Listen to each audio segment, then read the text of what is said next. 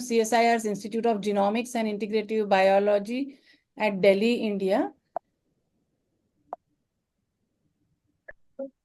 Yeah, so my presentation was outlined as per the title, that what is Ayurveda's Three Sutra framework, how it is translational medicine, how Tridosha are a common organizing principle running across Three Sutra and cross-talking with each other, how dosha-based Prakriti is a basis for inter-individual variability in health, disease susceptibility and progression, and how molecular and genomic correlates of dosha and Prakriti can provide for predictive markers discovery, and how that predictive marker in hypoxia is relevant also in disease severity, and dosha-specific herbal formulations to reverse the hypoxia response in asthma severity, and how the mechanistic evidence-based repurposing of herbal formulation has been achieved by our group. So Trisutra Ayurveda is causes, features, and medicines connected via each other, connected via Tridosha. Tridosha is Vat, Pitta, and Kapha. They are the physiological entities conducting all physiological functions according to Ayurveda, running across systems, cross-talking between tissues and organ systems. Their homeostatic potential is giving rise to healthy state. And when the same Tridosha are perturbed, they cause diseases. And the therapy is aimed at bringing back the homeostasis of Tridosha. So this way, why we call it is a common organizing principle between all three, that is causes, the features, and the medicine. So why Tridosha are so important? Because they form the basis of an individual's constitution, but they also respond to external environment, biological rhythms, environmental rhythms, diet, lifestyle, everything. And therefore, their levels going beyond a certain limit causes diseases. And the idea of therapy is to bring them back within the normal state. So the yellow triangle over here is about the baseline levels, which is called as Prakriti. And since Prakriti is forming the template of an individual, all subsequent changes largely depend on how a person will respond to those changes, which are also cross-talking through Tridosha. So here is a pictorial representation of the Tridoshas as functioning across organ systems. And their functions are also something which are applicable to different organ systems, specifically for the functions that they perform, such as in case of Vata, it is more like signaling, movement, transport. Pitta is more like energy metabolism, thermoregulation. And Kapha for more strength, stability, building up of structures, growth, maintenance of structures, and so on. Having given this kind of description about what Pitta Kapha functions, and if their proportions were to be slightly different right from the time of development, this gives rise to different clinical manifestations of health, which may be within the normal range, but there is a lot of variability which can be observed. And Ayurveda incorporates all this variability even within the definition of health, still taking care of that variability in designing the personalized recommendations and diet and lifestyle. So all this variability, enormous variability, beautifully has been clustered into 7 Prakriti types, which is Vat, Pitta, Kapha, combination of Vat, Pitta, Pitta, Kapha, Vat, Kapha, and all three dominant. And this gives rise to different features, as I said, of Prakriti. And these features manifest themselves in the form of build, voice, complexion, appetite, metabolic pattern, physical, mental activity, strength. So in a way, they are multi-system phenotypes. And they're also related to how people will respond to environment and how their mental and emotional types are, and how they are susceptible and to different kinds of environmental insults. So this provides an overview about where all Prakriti has been described to be important, and it is relevant for clinical P5 medicine.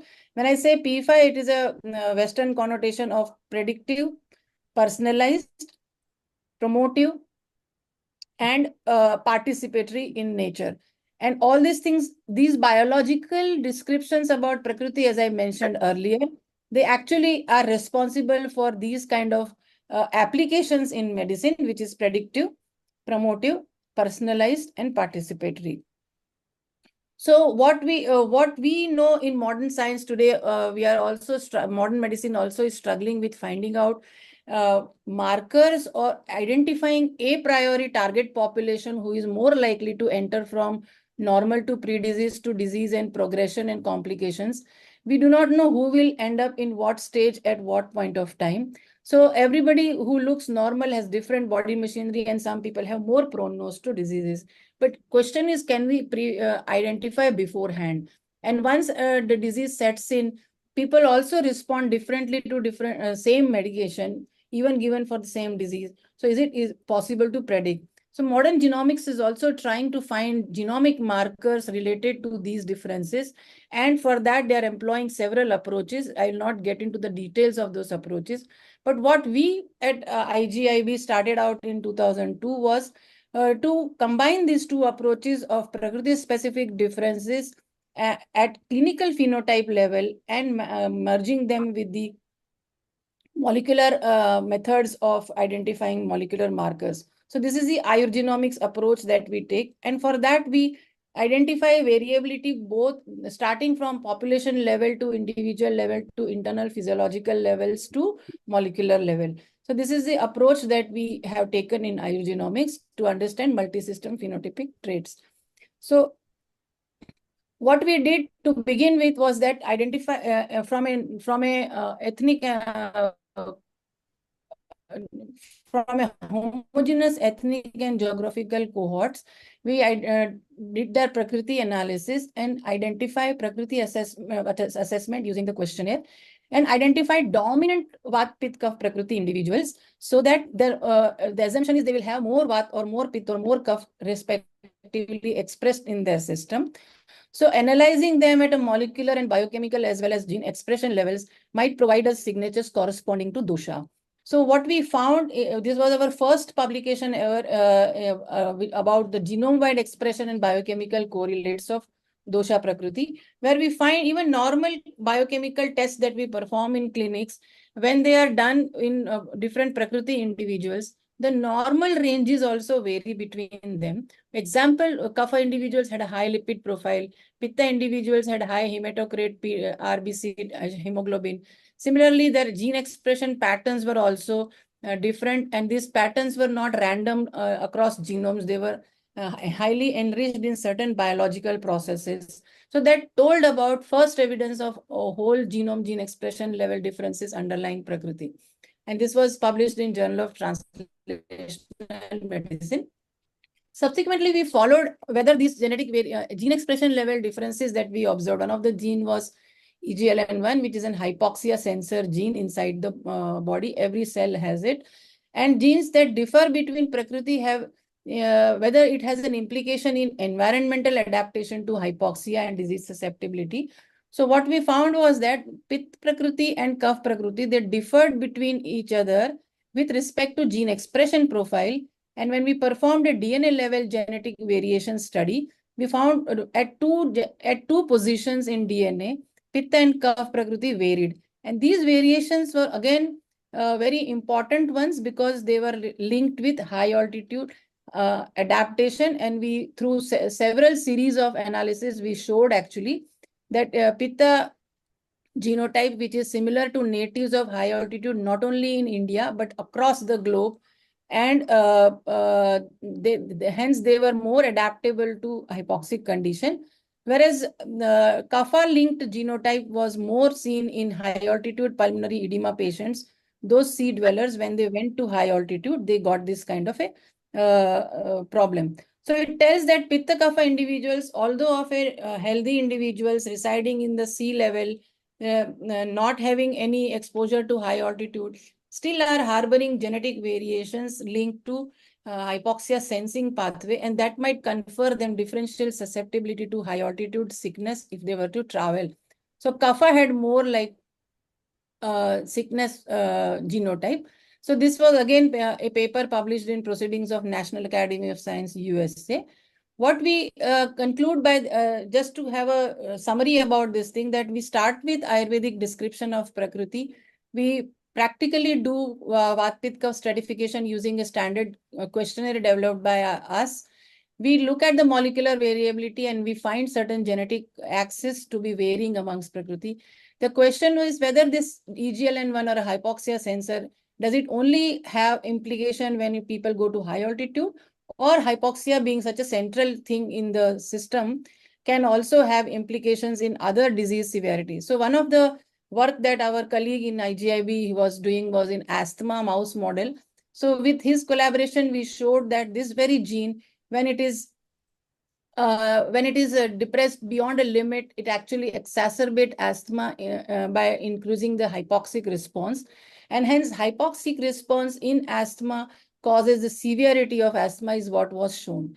Now, the question was whether this particular axis that we found, which is a hypoxia-related axis, does it have any implication in any disease outcomes? So another thing that we showed is that hypoxia and thrombosis were linked via a VGLN1 and VWF gene. And again, this was linked with Pitta and Kapha Prakriti, wherein Kapha individuals had more thrombosis associated variation. So hypoxia plus thrombosis outcome is more prevalent using those genotypes, we can say, in Kapha individuals, whereas Pitta had more of a pro-hypoxic phenotype. So this tells that not only isolated case of identifying something, but it actually systematically follows some pattern in Prakriti, and that has bearing even on the disease severity in addition to the environmental response. So this relevance of hypoxic response in disease state we wanted to see, as we showed that Pitta Kapha individuals varied with respect to EGLN1, which is also called as PHD2, and whether PHD2 and HIF1 alpha axis also showed to be relevant in asthma severity, where more of a PHD inhibition causes severity and in the asthma phenotype. So the question is, can we actually identify a Pitta Kapha balancing medicine, which can be useful in asthma to restore this PHD2 HIF1 alpha levels and thereby causing reversal of that severity in case of asthma. So we went on to, so this is the translational aspect that we explored, in the sense that asthma phenotypes. So asthma phenotypes, as are seen in modern science, inflammation, airway hyperresponsiveness, airway remodeling, they were all altered by use of Adatoda vasica. In addition to that, we also found that it is acting even on the gene expression profile related to asthma. Now, the next thing that we did is that if it is hitting upon the hypoxia axis, specifically HIF1 alpha, other disease conditions where HIF1 alpha is relevant, whether this drug is also going to be useful. So we did see, again, a series of experiments: hypoxia, thrombotic model, bleomycin-induced pulmonary fibrosis, CLP-induced sepsis. Everywhere where HIF is relevant and inflammation is relevant, we found that Adatoda vasica actually showed a better outcome in terms of reduced inflammation, increased survival, reduced fibrosis. So this was all coming relevant at the time when COVID appeared, and inflammation, hypoxia, thrombosis. So we actually went on to specifically check the potency of this plant against the viral proteins as well as the host proteins responsible in cytokine storm. So we found very positive and encouraging results. And this is also published in Respiratory Research Journal, Adatoda vasica, a potential for COVID-19 conditions. So now this tells that mechanistic understanding of a plant also leads to develop us many other repurposing opportunities. And this is one plant where, with the preclinical data, we actually performed a clinical trial, standalone clinical trial in COVID-19. Due to the shortage of time, I am skipping those slides. So, so this tells that identification of inter-individual variability at molecular level, finding its relevance in disease as well as environmental response, and then modifying the adverse severe condition using the same principle of Tridosha could provide us a translational opportunity. Now, going ahead, we are also performing more such analysis in more geographical and ethnic populations of India, and performing transcriptomic genome, whole genome expression, next generation sequencing based analysis. At the same time, also looking at the physiological readouts of Vat, Pitta, and Kapha in terms of cardiovascular, endothelial, skin, airway physiology, those kind of things. So this is the overview of the kind of activities that we are doing in Ayurgenomics. When we perform next generation sequencing based analysis of Prakriti in 2 cohorts, we found 115 such SNPs which were differing between Vat, Pitta, and Kapha, and they were exactly mapping irrespective of the difference in the cohort. And these SNPs were also very few were reported earlier in genome-wide association studies, but there are many which are not reported and they can be having potential for discovery of novel markers. Few of them I have listed over here. Again, one of them is related to blood coagulation and wound healing. And there are few which are related to regulation of viral life cycle, which indicates that differential immune response amongst different Prakriti. So again, we find that different Prakriti differentiating SNPs are reported in literature to be associated with several disease or traits. And the genes are the genetic variations which are differing between Prakriti. They are connected to several phenotypes. And this is a figure showing that. So in the UK Biobank cohort, they have done this kind of analysis of linking genetic variations to multiple phenotypes. And the genes that we find to be differing are also reported there, and they are related to several phenotypic traits which are like related to anthropometry, metabolic profile, skin profile, lifestyle and environment, or blood count related profiles. So through different studies that we performed, there's a convergence appearing in the predictive marker related to disease as well as personalized response in terms of hypoxia and hemostasis axis. In the first 2008 paper, we showed that hemoglobin, prothrombin time, they were differing between Pitta and Kapha and Vat. In the next paper, we showed that hypoxia varied between Pitta and Kapha. Another one, hypoxia plus thrombosis, was varying between Pitta and Kapha. So thrombosis and hypoxia appeared to be differing at both biochemical as well as gene expression and genotype level. Now, subsequently, when we perform next generation sequencing based analysis of a whole exome, again, we find a gene which is differing between Pitta and Kapha. And it is differing in a manner that Pitta will have more like a bleeding phenotype and Kapha will be having the reverse of it. We also performed analysis of these exonic differences based on pharmacogenomic markers. So FDA has approved some markers for dosing of certain drugs where a lot of inter-individual variability in effect has been noted. So these genetic variations are tested before the dose is decided. And in these genetic variations also, we found there are some important genetic variations which are differing between healthy individuals of different Prakriti.